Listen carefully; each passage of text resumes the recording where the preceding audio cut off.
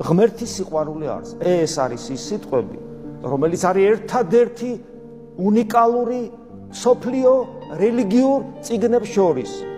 რატო არსად არ წერია? არც ერთ მონოთეისტურ რელიგიაში არსად არ წერია. ღმერთი არის სიყვარული. მხოლოდ ქრისტიანობა გვეუბნება ამას.